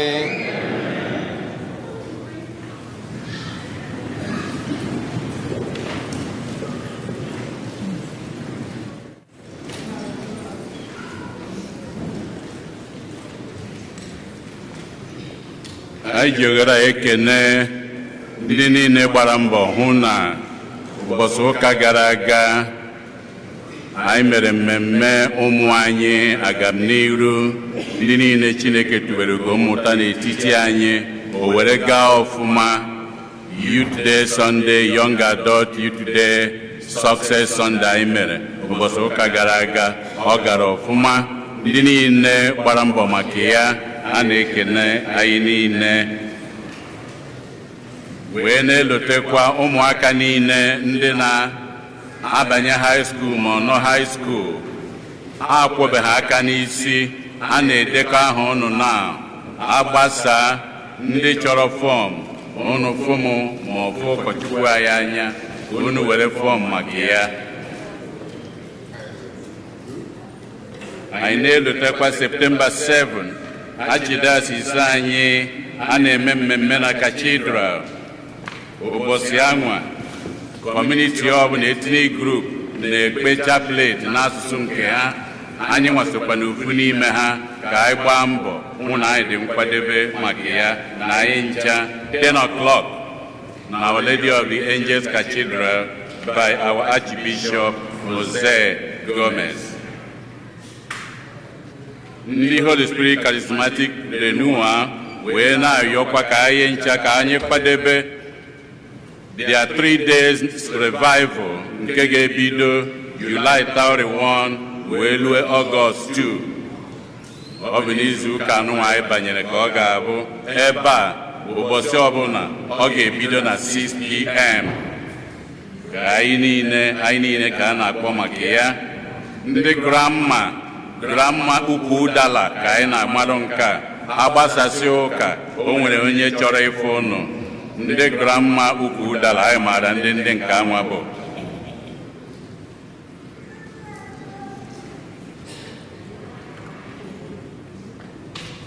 Anyị were ogere a wee na-amakwa ọkwa ofu onye otu anyị na ya nọ bụ ebe a. Ọ wee nabụ na arịda na-arọ gara aga ma arị bụ anya bụ ihe a wee nalue bụ Maazị Daniel Ikegbunam Ohuche. Nwunye ya bụ Beatrice Ohuche anyị na ya nọkwa, ọ nọ na kwaya, mana mgbe ọ narụzuru ụlọ ebe arọ na-abọ gara aga ofu arọ, Chineke wee kpọrọ ya n'izu ụka gara aga. Anyị wee na-amụ ọkụ ya ka anyị ncha ka anyị lote ya n'ekpere, lotekwa nwunye ya nabara nke arọ gara aga kwa ka ọ nabara, lotekwa ndị ọgọ ya na ụmụ ya ndị nke nọ ebe a. Ndị ọgọ ya onye nke anyị maara ọfụma bụ Meg Omakụ, onye isi ndị kwaya anyị. Ọ bụ di nwanne nwunye ya Beatrice nke anyị na ya nọbụ na kwaya. Ka mkpụrụ obi ndị na-ekwenụ gara aga.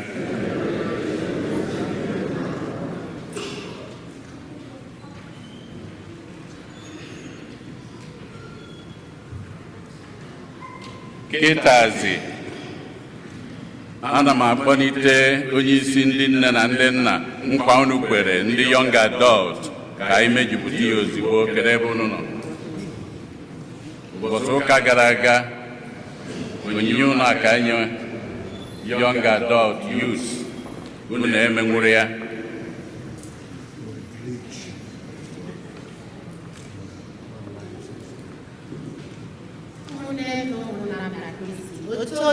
Jesu. The youth and young adults, happy belated Youth Day. Come on, okay. Are you here? Okay. Okay, so anyị bịara ewetara unu ihe anyị promised unu. Because of technical problem with navigation, ihe kwere efere elu, ọbịa n'ọsịsọ. So mana ọ landigo, so anyị ga-ego unu ya taa, ndị nne na ndị nna gift ha nyere unu for Youth Day. And we thought about it, something we will use. So I hope you enjoy it and you cherish it. Kampozi onye isi ndị nna, nwere ihe chọrọ ịgwa anyị. Saben Amadi, enwe họ. Ndị youth Nyemolu. Nyemolu. Thank you. Our promise.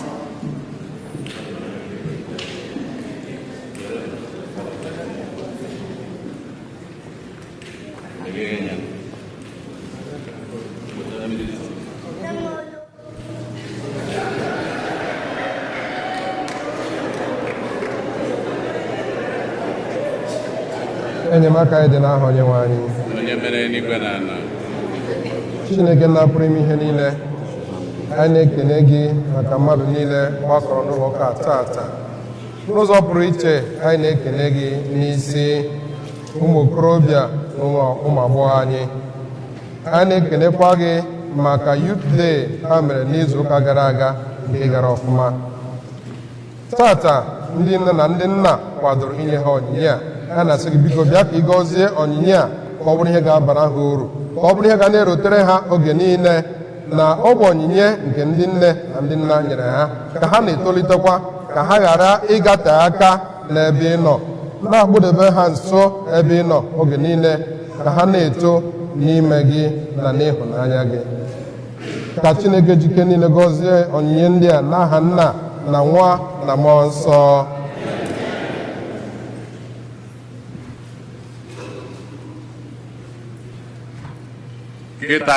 All the young adults, youths, come out now. All the kids, all our children, line up quick and let's do it quick.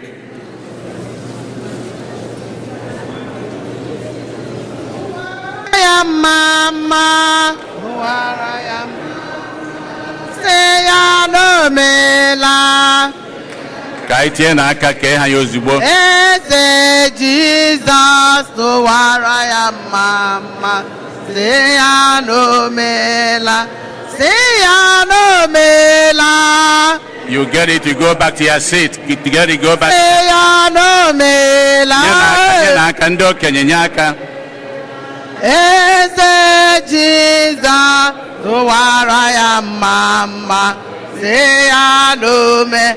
Kanye to waraya mama. Kanye say ya no mela. Eze Jesus, no waraya mama. Say ya no mela. Kene ya no mela. Kene ya no mela. Eze Jesus, waraya mama. Say ya no mela. Oh nyama, oh nyama, oh nyama. Eze Jesus, oh nyama, oh nyama, nyama, nyama, oh nyama, oh. Eze Jesus, Jehovah bo nyama, oh nyama, nyama, nyama mo. Jehovah bo nyama mo, nyama, oh nyama mo. Jehovah bo nyama. Onye o nyama mo, Chineke bo nyama mo. Chineke nkigwe, ị na-apụtara m mgbe mmụọ nọ na nsogbu aga m enye gị ekele. Get yours and sit down quietly. Ekele ọma ka m ji bịa ndị fọrọ afọ bụti ebe a. Ejite ọma ka m ga-enye gị o. Abụ ndị nsọ ka m ga-abụ. Chimede ngọzi na edokwu. Gbaghara mmehie m Chineke. Ka m keta oke n'ime gị. Ọkwa gị. Ọkwa gị. La la la la le le le le. Anọ m n'iro gị. Ka m keta oke n'ime gị. Ọkwa gị. Ebe a. Ọkwa gị. Manene papa. Ewo. I'm keta oke n'ime gị. Elu ụwa ọ dị mma dị njọ. Ekwere wo ma aga m agbaba n'ime Jizọs takọpa. Mba.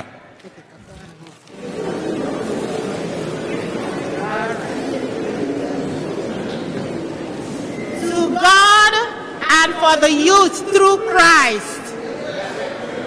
Okay. Ekelego m ụlọ ọfụma ndị youth. Daalụ, I hope you appreciate the gift. Ka anyị kụpụrụ ndị young adults na ndị nne na nna ndị nyere ha. Daalụnụ, daalụnụ. Ndị altar servers bụkwa ndị youth ka unu nye ha. Ndị altar servers ka enye ha nke ha. Ka nke anwa na-aga n'iru dịka anyị si eme. Tata bụ ụka ikpeazụ n'ọnwa nke Julaị. Kịta ndị niile a mụrụ n'ọnwa nke Julaị, ọ bụrụ na ị wee July baby, please may you stand. Ndị niile a mụrụ n'ọnwa Julaị ha kwụrụ ọtọ. All the July babies, may you stand. July babies. Ha rikwere nne. Happy birthday to you. Happy birthday to you. Happy birthday, dear July babies. Happy birthday to you.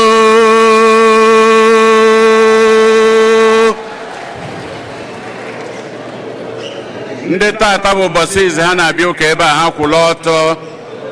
If today mkpọtụ erika,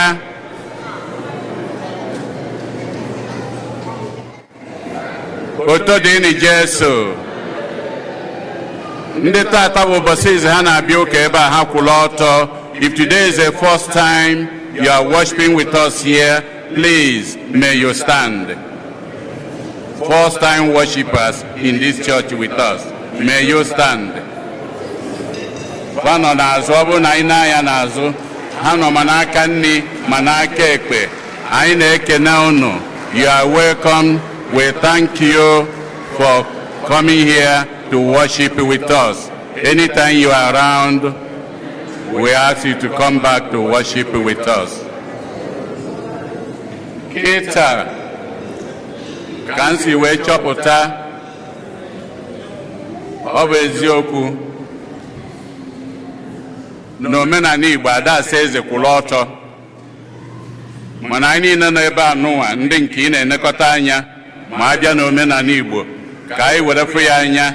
Ana m ayọ Igwe Ọfọlụ Eze Patrick achọrọ ọnụ n'etiti anyị ka ọ kwụrụ ọtọ. Anyị na-ayọ ya ayọ, ọ bụrụ na iwu na ya akwụ ka ụmụ were fụrụ.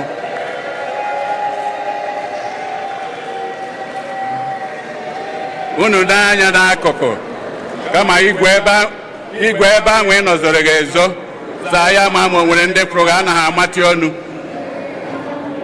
Anyị na-ekene Igwe Ọfọlụ Eze Patrick Acholonu n'etiti anyị and nnekwu igwe ọfọlụ Gedegwum ọkwa ya onye a bụ onye nọ ebe a anyị na-ekene ihe wee na-ekenekwa ndị niile tata bụ ụbọchị ize ha na-abịa ụka ebe a na-eniekwa nke ka nke anyị na-ekene Monsignor Nathaniel Ikechukwu ndị Okwere anyị na-ekene ihe Monsignor ka ekwula ọtọ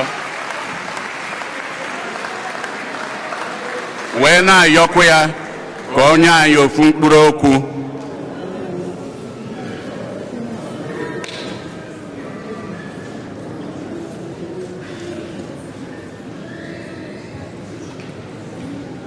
Praise the Lord. Hallelujah. Anya ma hụ na ntị m ọ nọkwa ihe ndị Igbo na-ebu n'uche ma ha sị anya ha afụla ntị. Ihe m nwere ebe a taa o nyere m nnukwu nke nke a bụ izizi ma o teele m jiri na-abịa Amerịka ọ bụ nwa ya Amerịka for 22 years now. Mana ọ bụ ebe m n'ụlọ ụka dị etu a ụzọ ndị isi ojii were hazie ha nke ọma ya na-akpọ m si gara gawa maka na ebe anyị Beka State Insurance ya na-akara asụ 45 minutes ya gafe 45 minutes ya gafe so m were laa ụlọ maka perego mission ebe a for 4 years ebe South Dakota na Montana. Ọ bụ enyi m nwoke si na weda anyị dịka California bịa ebe a. Oge m laziri na parish m before anyị dị ya m na-eme n'ọsịsọ n'aka 40 minutes 45 minutes ụbọchị ụka. Ndị na delegation n'ọfịs wee na-ajụ m ọ gịnị ka m na-ahụ nwere ebe m na-aga so wee jise ụzọ Amerịka asị ọ ga-agbaghere ebe a ma hapụ ihe a bụ ọ nwere ike ịdị ogologo mana o weta jise egwu anyị na-agba na repetition anyị na-eme na-adị ogologo ma ọ fada na-ekwuzie na-akọwa nke ọma ha dị ka okwu fere ọ dị ka njide obi ya kwuo okwuchukwu nwa m nwoke bụ fada Kristi okwuchachara niile mana ihe njizi nọ ebe a were si celebration ka mmaghere maka ihe mkpụrụ gị abụ ihe ndị ọrụ ga-edegbu ha maka okwu memba mụ na enyi m nwoke anyị ga-ịlaghachi azụ Bakersfield n'ụtụtụ mgbe anyị chekara out from hotel asị mara ọ dị mma ka nọnye ndị St.Eugene St.Eugene mana afụla m ya taa akwụkwọ m onye odide ga-abụ onye mgede na mmadụ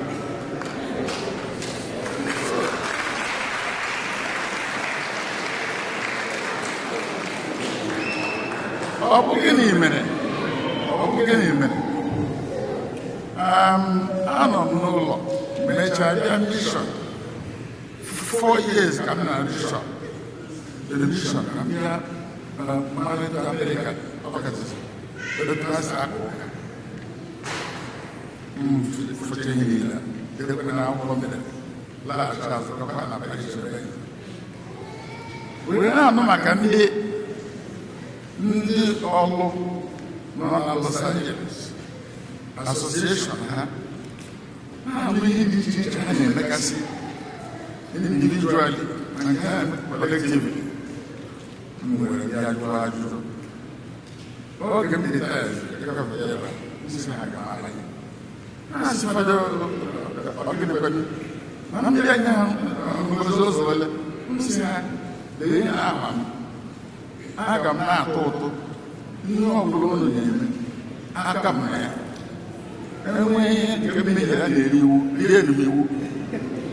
So na a ga-eme convention emego ya mbụ, mana nke a ugbu a eji okenye WhatsApp social media ihe mere na anụgori fọ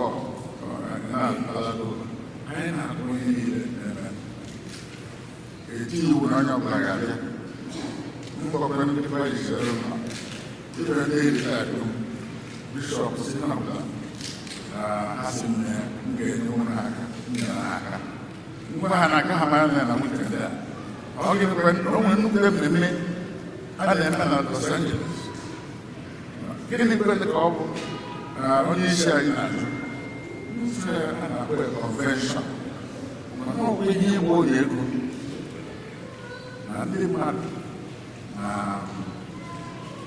na-agbakọta ọnụ na ama ihe a ga-eme. Ya ka m bịara ihe niile aga nke ọma, ekelere m ha nnukwu, ọ kachasị eze anyị onye nke bịaranụ were kwere n'onye etu ndị mmadụ si wepụta obi ha hazizi ihe agbawa ahụ ebe a ọ ga-ewe anyị oge. So ọ bụ ka nkele bụ ndị ọgụgụ dị mma, ka nkele site unu jidesie n'ike. Ọ bụ eziokwu a lara m ụlọ fụkwanụ etu ihe dị, mana ihe njiri nwee interest n'ebe a nnukwu bụ ụlọ abụọ ha rụgo na obodo anyị, na-abụ scholarship. Na ọ nwere oge ha haziri na-achọ onye ga-enyere ha aka hazikwa nnukwu. Anọ m n'oge for 4 years ndị dị pụọ na-enweghị ike ịga high school, ha na-ewere ego for 4 years.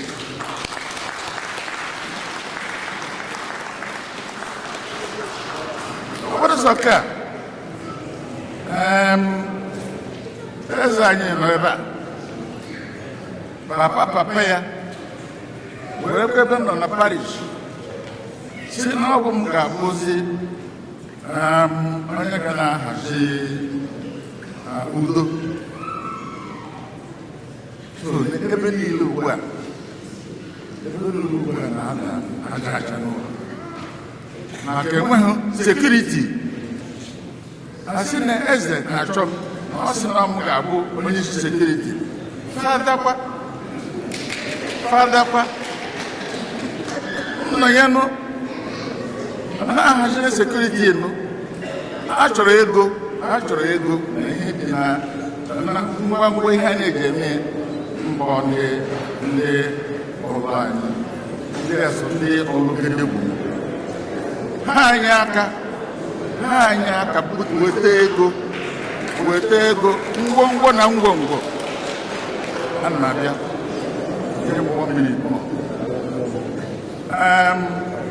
for 4 years na-agwụ ụlọ ego ha wetara mmepe akaụntụ na bank na-enye aka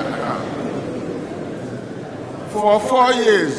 O nweghị ebe ezuru ohi na ọlụ, nweghị ebe atụtụrụ ihe na-abụ ihe a ka m si ọ dịkwa mma ndị chọrọ ka udo dị n'ụlọ ugbu a. Ọ bụkwa ihe dị ka indọstrị ebe a na-eme bọtụlụ mmiri n'ụtụtụ, nwoke nwanyị ndị toro eto na-aga ọrụ, ha ga-aga ọrụ aka na-enweta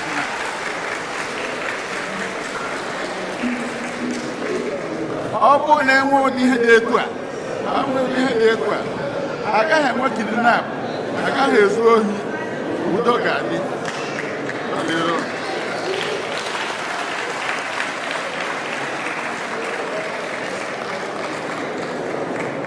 Ka anyị kụpụrụ na ya aka, daalụnụ.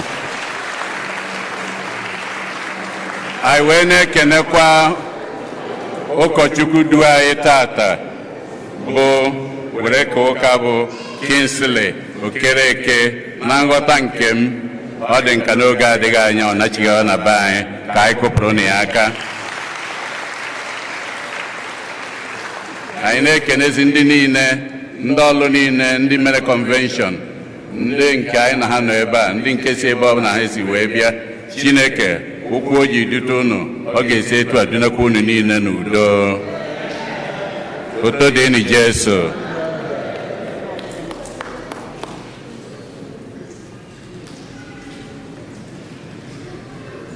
Otuto dịrị Jesu. Otuto dịrị Jesu. N'aka nke m, achọrọ m iji ohere a kelee parish priest Father Jude Mobi, onye nyere m ohere ịchụ aja misa na St.Eugene n'ụbọchị tata.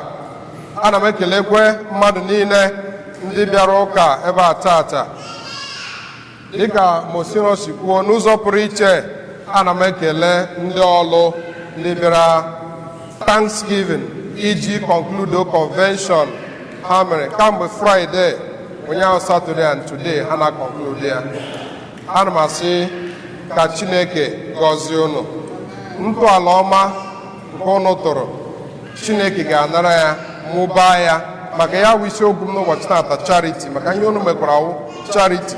Onye ego niile ha mara, ha chọrọ iji eme ihe a na-akpọ medical mission, ya wee gaa n'ụlọ nyere ndị ụwa na-atụ n'ọnụ aka, ọ kachasị ịgwọ ndị ọrịa, inyere ndị ahụ na-adịghị n'ụlọ aka. Ana m asị ndị ọlụ, adị m proud ịbụkwa onye ọlụ. Chineke gọzie unu. Ọlụ ọlụ ọlụ. Chukwu gọzie unu niile. Otuto dịrị Jesu. N'ikpeazụ nke ọkwa ikpeazụ bụ ka anyị lota ụbọchị ụka ọzọ bụ ụka izizi anyị ji ebido monetize bazaar nke arọ anụnwa. Ọnwa Ọgọst niile ka anyị ga-eji were mee bazaar. Otu ọbụla, ndị Hiri Zone, Shanahan, Tansi Zones, obodo ọbụla, Olugedegwum, steeti ọbụla, obodo ọbụla, taụn ọbụla, ezinụlọ ọbụla, anyị nwere ọnwa Ọgọst iji wee nye onyinye monetized bazaar. Ọgọst niile, ụka niile dị na ya ka a ga-emie oge anyị ji emie ma a na-agbasa ụka. Ọktoba, ụka izi dị n'ọnwa Ọktoba ka a ga-egwazi anyị ka anyị si mee otu o si wee gaa. Daalụnụ.